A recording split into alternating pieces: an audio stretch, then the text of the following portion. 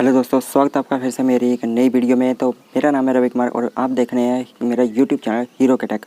तो आज की वीडियो में मैं आपको यहाँ पर बताने वाला हूँ कि कैसे आप जो है वो लैपटॉप को जो है वो चला सकते हैं, चाहे वो नए स्टूडेंट्स हो या फिर जिन्होंने भी जो है वो नए लैपटॉप ख़रीदा है, उनको ये पता नहीं है कि लैपटॉप कैसे चलाते हैं। तो आज की वीडियो में मैं आपको यही जो है वो बताने वाला हूँ। लेकिन लैपटॉप चलाने से पहले आपको उसका ओवरव्यू जो है वो यहाँ पर पता होना चाहिए कि लैपटॉप में ओवरव्यू यहाँ पर क्या क्या होता है। इसके स्पेसिफिकेशन तो आपको पता ही होंगे अगर आपने ख़रीदा होगा। तो यहाँ पर मैं उसके ओवरव्यू के बारे में आपको बता दूँ। मेरे पास ये काफ़ी पुराना लैपटॉप है। तो सबसे पहले इस पर इसके राइट साइड की तरफ यहाँ पर जाते हैं। तो राइट साइड में आपको यहाँ पर 2 USB बटन और यहाँ पर CD-ROM मिल जाता है। लेकिन आजकल के लैपटॉप में आपको जो है वो CD-ROM दिखाई नहीं देता है। और सामने की तरफ यहाँ पर जो आपको लाइट्स दिखाई दे रही हैं, ये एक बैटरी की लाइट्स है, यहाँ पर चार्जिंग की लाइट है और बाकी जो है वो इसके ऑन होने की लाइट है जब लैपटॉप हमारा ऑन होता है। और यहाँ पर जो है वो इसके ऊपर ब्रांडिंग दी होती है लैपटॉप की। आप अपने लैपटॉप पर देख सकते हैं अपने हिसाब से कैसे कैसे कॉन्फ़िगरेशन जो है वो उसकी दी जाती है। यहाँ पर जो दिया जाता है जिसको जो चार्जिंग पोर्ट यहाँ दी जाती है, अर्थनेट पोर्ट है। यहाँ ये दिया जाता है यहाँ पर हीटिंग इशू के लिए। मतलब यहाँ से जो है वो यहाँ पर जब भी आपका लैपटॉप है यहाँ पर फ़ैन जो है वो चलता है यहाँ पर प्रोसेसर के साथ जो होता है, तो उसको हीट को बाहर निकालने के लिए इसका यूज़ जो है वो यहाँ पर किया जाता है। और ये होता है यहाँ पर एक कनेक्टर होता है। इस कनेक्टर की मदद से जो है वो आप इस लैपटॉप की स्क्रीन को जो है वो अपने मॉनिटर या फिर किसी भी टीवी के साथ जो है वो कनेक्ट कर सकते हैं।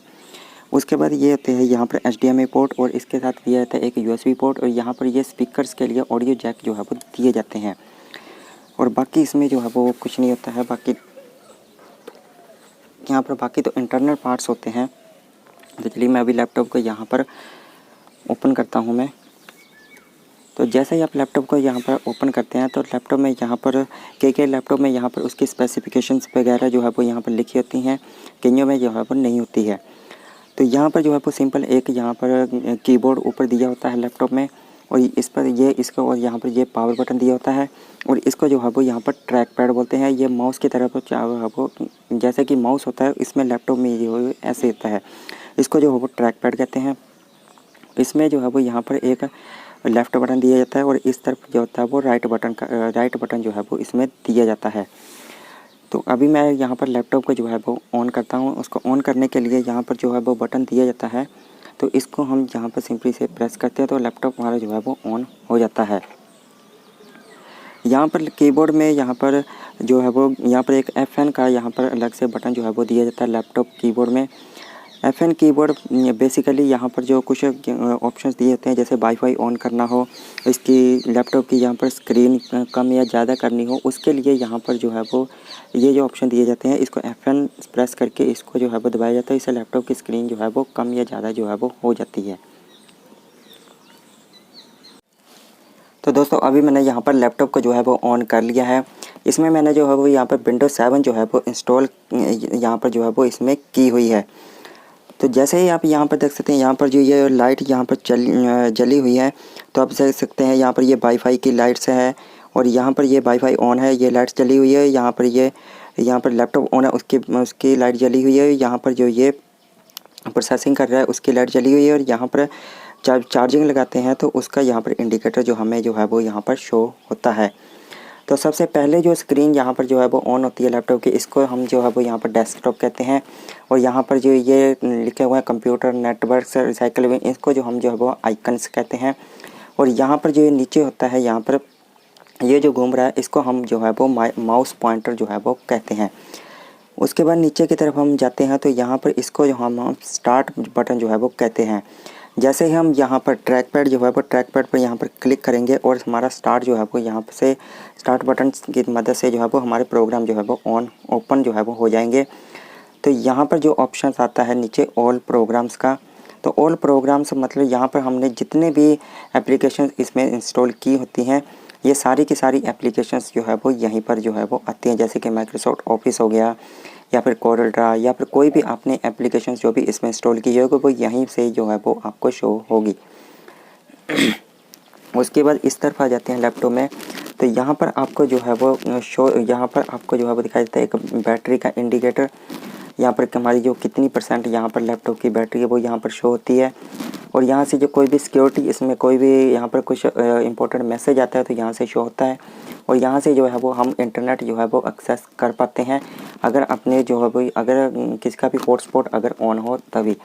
उसके बाद यहाँ से ये है ऑडियो का, यहाँ पर आप कम से ज़्यादा जो है वो कर सकते हैं इसके लैपटॉप की स्पीकर की, अगर आप करना चाहते हैं तो। उसके बाद यहाँ से डेट एंड टाइम जो है वो यहाँ पर जो है वो शो होती है।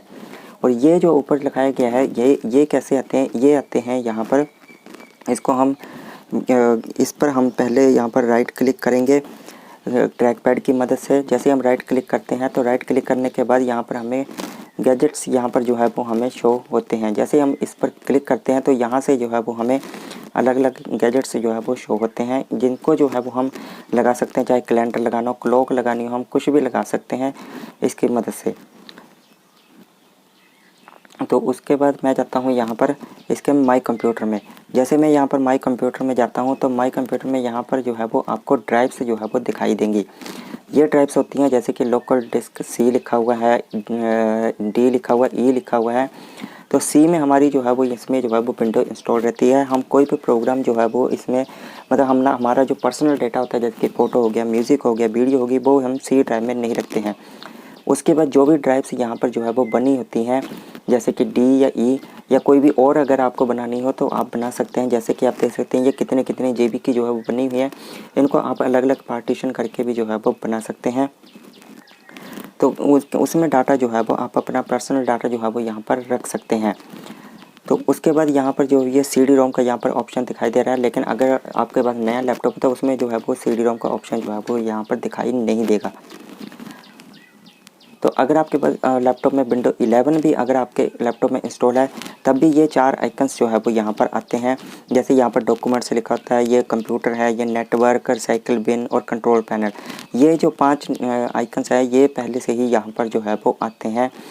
तो इसको हटाने के लिए आपको यहाँ पर अगर आपको लाने भी हैं और हटाने भी हैं, क्योंकि फर्स्ट टाइम अगर विंडो इंस्टॉल करते हैं, लैपटॉप ऑन करते हैं तो ये नहीं आते हैं।